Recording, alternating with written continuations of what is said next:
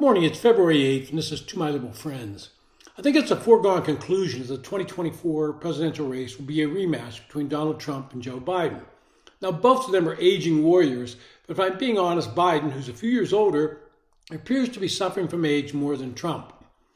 The major parties took a different approach to the road to being the nominee. The Republicans started out with as many as 10 candidates. Early on, it appeared that one of them, perhaps Ron DeSantis or Nikki Haley, would challenge Trump, but in the end, he has prevailed. He won convincingly in Iowa, and that was the end for several candidates, including Governor DeSantis. Nikki Haley felt that New Hampshire was fertile ground for her, but to her dismay, Trump once again found more voters for himself than she did. She came out and gave what appeared to be a victory speech, not sure why she thought it was a victory, and Trump, being Trump, came out and gave a speech attacking Miss Haley and for having the temerity to challenge him, calling her names. Both were wrong. What Miss Haley should have done was admit defeat, even with many Democrats crossing over to vote for her. What Donald Trump should have done was congratulated Nikki Haley for a hard-fought campaign, but that's never in Trump's repertoire. He will need Haley voters in the fall, but that does not seem to have dawned on him.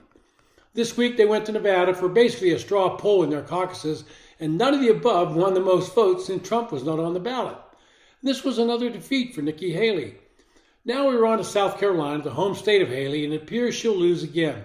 And I would hope that for that time, this time, assuming she loses, that she will end her campaign and urge her voters to support the Republican nominee. Now we have to look at the road the Democrats have taken. They changed the order of the primaries so that Biden would be the presumptive favorite and not have to suffer defeats in states like Iowa and New Hampshire. Remember, this is the party that says democracy is under attack, and yet they're doing everything possible to stack the deck against anyone that would challenge the incumbent, even though polls show that over 50% of Democrats would like to see someone else run. Democrats have also taken to the courts to try and prevent Donald Trump from being on the ballot in states.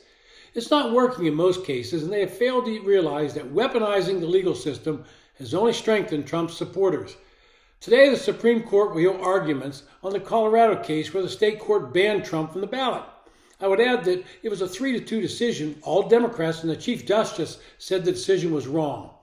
Well, this could be an important decision and one that would set a dangerous precedent. It's my belief the court will take one of two options. The first will be to decide that states do not have the right to ban Trump based on the 14th Amendment, and that would put an end to this effort. I think this is the most likely scenario, and it would not surprise me to see it be a 9-0 decision. If it falls along political lines, the court will look more political than it should.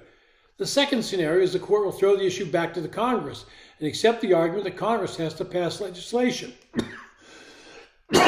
Here's exactly what Section 3 of the 14th Amendment states, and I quote, "No person shall be a senator or representative in Congress or elector of president and vice president or hold any office, civil or military, under the United States or under any state, who having previously taken an oath as a member of Congress or as an officer of the United States or as a member of any state legislature or as an executive or judicial officer of any state to support the Constitution of the United States shall have engaged in insurrection or rebellion against the same or given aid or comfort to the enemies thereof." Now, Section 3 was intended to exclude ex-Confederate officials and soldiers from federal or state office. It is the only constitutional provision that was enforced before its ratification, according to most legal scholars. One of the cases that will be debated is an 1869 case in re Griffin. Cesar Griffin was sentenced to 2 years in prison for assault with intent to kill. The judge in the case was a former Confederate officer.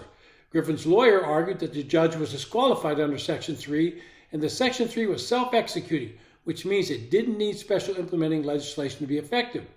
Well, Chief Justice Salmon Chase ruled that the judge was not disqualified because Section 3 was not self-executing. True otherwise, Chase knew would mean all official acts of all ineligible former officers would be null and void. He chose an alternative reading of the section. And Trump's lawyers will argue that he himself did not participate in an insurrection or rebellion, and they will cite his words on his January 6th speech where he urged supporters to march peacefully. In any case, they are arguing the case, and I would hope the court gives a decision in an expeditious manner. I would hope they reject the Colorado court's decision. Democracy, which Democrats say is under attack, is allowing the people to decide who should be president and not some arcane decision by a court. But Democrats, reading the polls, now fear they cannot win at the ballot box. So they have to undermine the very concept of democracy and thwart the voters with a specious legal decision. They rigged the primary system with their own party, and now they hope to rig the final election this fall by taking their biggest adversary off the ballot, hoping they can cling to power in that manner. This has been To My Liberal Friends. Thanks for listening.